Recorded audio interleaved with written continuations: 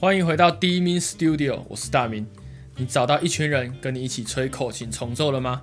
这个影片我会告诉你，在重奏的初期，你需要注意一些什么事情。第一个步骤就是对你自己这个部别做分部练习。你要知道你这个部别的拍子、这个部别的音符，还有这个部别的乐句，你不用练到很熟，你也不用真的把它背起来，你只需要可以顺顺的把它吹完。那即使你不能吹完，你也要知道这些音符的拍子长在哪里。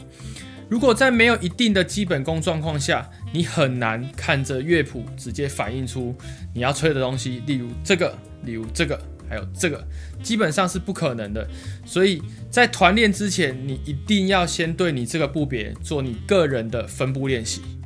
第二个步骤就是你要去了解其他人在做些什么事情。半音阶口琴、复音口琴这种旋律性的乐器，在口琴合奏或口琴重奏里面，都会分别担任不同的角色。除了主旋律之外，你有可能担任的是副旋律，有可能是节奏，有可能是和声，有可能是长音，有可能是背景的声响。所以不同角色在转换的时候，你就要特别注意音量的问题，你要特别注意音色要如何变换，如何去控制。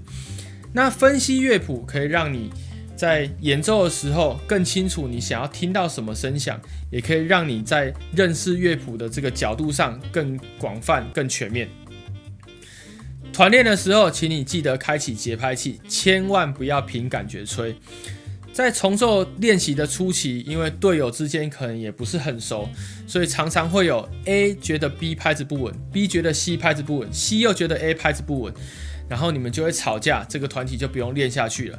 在不熟的状况下，你很难预测其他人会做出什么样的动作，或是会做出什么样的速度变化。所以如果你们有一台节拍器可以辅助你们练习，一定是一件很公平、公正、公开而且稳定的事情。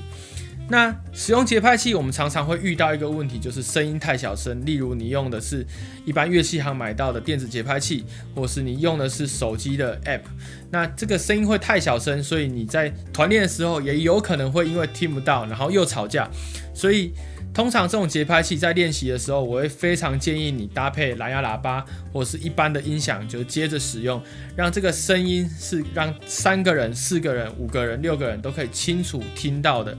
那这里如果你也是用 Apple 的生态系统跟我一样的话，我推荐你一个 App 叫做 Tempo， 它的界面长成这个样子，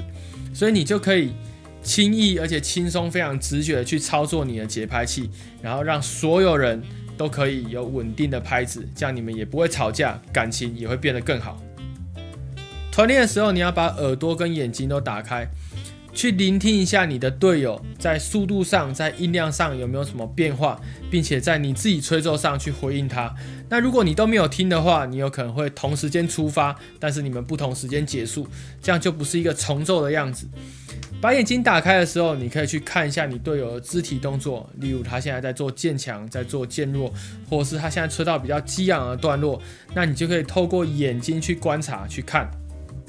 下一个段落进来的时候，你的队友也有可能会给你一个点头、一个暗号，所以如果你可以用看的，你就可以明确知道他的拍点在哪里，这样在你们团练的时候就会更加有效率一点。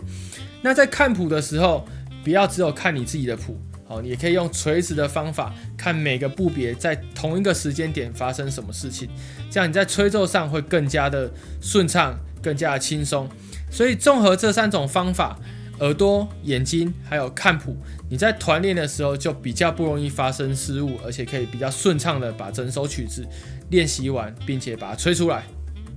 以上就是今天分享在初期重奏练习的时候你需要知道的几件事情。那如果你对于口琴课程有兴趣的话，也可以在下方资讯栏找到更多关于我们音乐工作室的口琴资讯。这里是低音 Studio， 我是大明，我们下次影片见，拜拜。